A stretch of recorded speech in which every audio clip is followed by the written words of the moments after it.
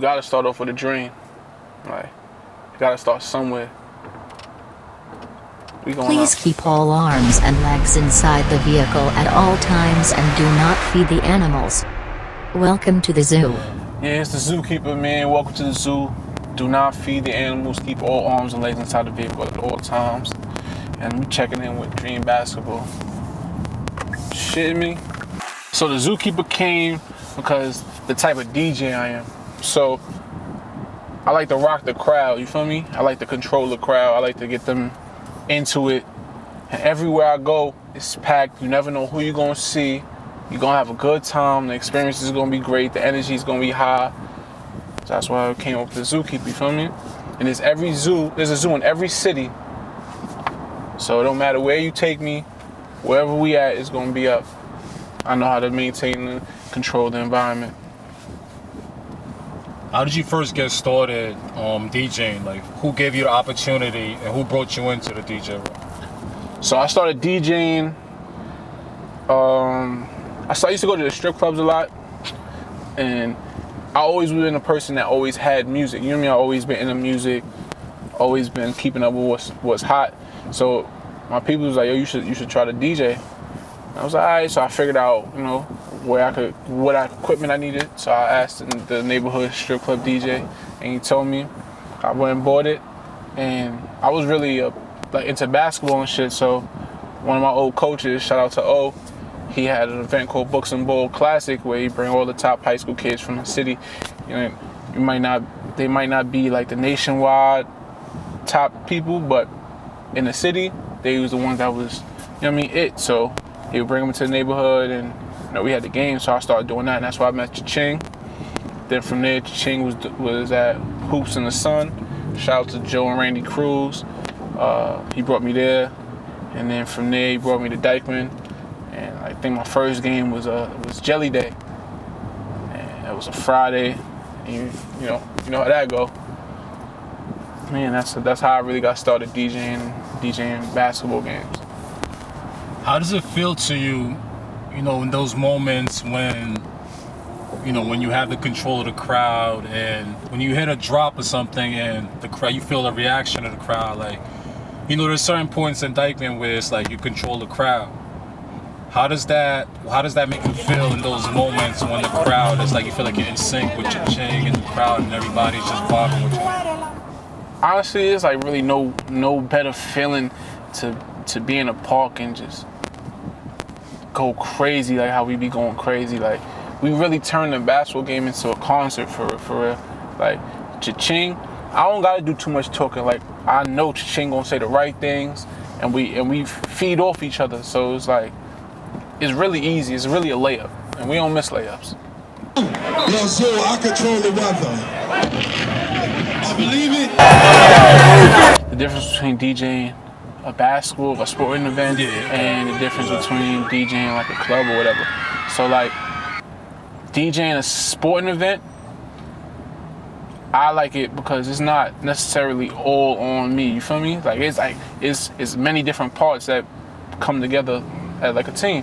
So like, I could be playing all the hits, Cha-Ching could be coming up with all the best one-liners, but if the game not good, then it's gonna be, you know what I mean? It's not gonna be the same.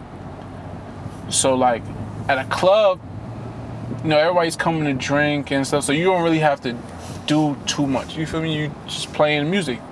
Whereas in the basketball game, you really gotta be paying attention to what's going on, because it's all about the pace. Like, we set the tone.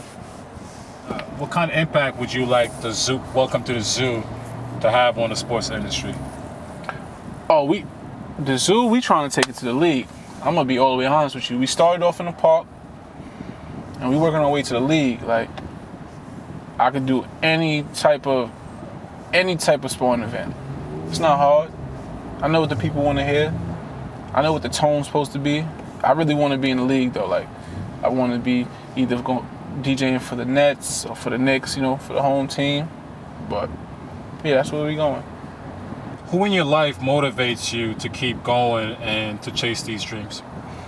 Oh, that's easy. My family, my daughter especially, because, you know, my daughter really looks up to me a lot. Like, she's my carbon copy. So I know I gotta set the example for her. Like I ain't even had my father in my life like that, so I know I knew like how I felt, and I didn't want my daughter to feel that. So I want to make sure I set the right example and know that we could really do whatever we say we want to do. People ain't believe that I was going to really be a DJ or I was going to be a good DJ. They laughed when I said it, but they ain't laughing no more. This is the advice that was given to me. I was told if you're going to do this DJing thing, you got to really put your all into it. You can't half-ass it.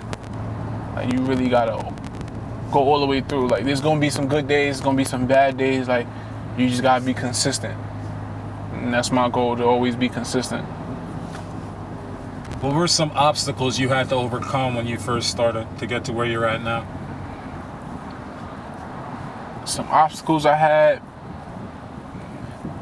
I didn't really have too much funds, you know what I mean, when I first started. So I had to start off with one speaker. I had to start off with one CDJ, you know what I mean? I didn't even have a controller, nothing. I used to have to, you know what I mean? I made do with what I had and had to make it work. So that was one of the things. And then like, I always wanted to be original. And when you're doing good stuff, when you're good at what you do, you're gonna have people that copy you and stuff. You just gotta always stay on, how can I change and update what I got going on to be able to be relevant and to stand out. What makes you so different from all the other DJs, and what is it that separates you from the rest of the competition? The difference between me and everybody else is that you could really put me anywhere. Like, I don't speak Spanish, but I could play some Spanish. I know what Spanish music is lit. You know what I mean? Like, I'm not from the West Coast, but I could take you to the West Coast and have you feel like you know what I mean? Feel like I'm from the West Coast. Like I could adapt, and I don't panic. Things could be going on. It could be snowing, raining, sleet, blistering heat. We gonna do our thing. Like we ain't gonna panic. That's the difference between me and everybody else. And I just wanted more. I wanted more than everybody else too. What was your favorite set to play, like favorite game or favorite event you've done so far? Damn, that's tough. Top three. Top three? Yeah. I gotta start where it started at. I gotta start off where it started at. Books and Bull Classic. Dykeman. You know, Friday nights at Dykeman. There ain't no place you wanna be. It's Friday tonight. It's Friday tonight. And the lights is on. It's the last Friday too at that. So you know how we giving it up. And the Slam Summer Classics.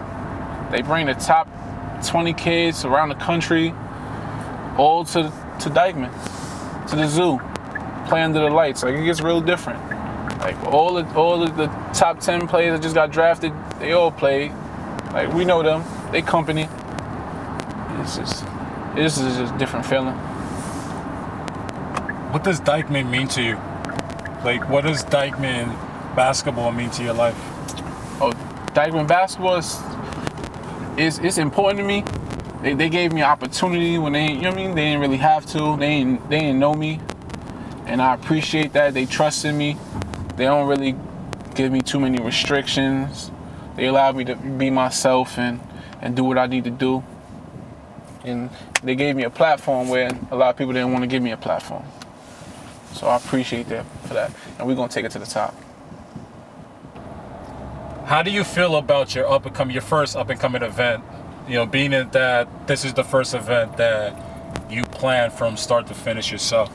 Oh man, it's like it's my baby for real. Like, so August 21st, we got an event in my neighborhood called the UBU Classic. It's for my old coach that passed away, Jamel, and my cousin Omar, who was taken from us. They were big basketball fans, and like they introduced me to basketball when I was younger. So I felt like we need to, you know, honor them. And it's not just for them, it's for anybody that we lost. You know, we going through a tough time. And you know what I mean? We just want to give my neighborhood something to look forward to, put on a show for them. We changing the rims. We had like double rims, but now we get the official ones. We repainting the court. We doing giveaways. We doing a camp for the kids. We got an unlimited game for all the ball players from our neighborhood, because there's a lot of ball players that come from our neighborhood. And then we're doing a high school classic. So, you know, it's going to be a great day for the neighborhood. Back to school giveaway, food, everything. You know what I mean? We just going to give back. Because one thing you can't do is forget about home. Oh yeah, and Dream Basketball going to be there. So, you know we going to make a movie. Like, we don't got no choice.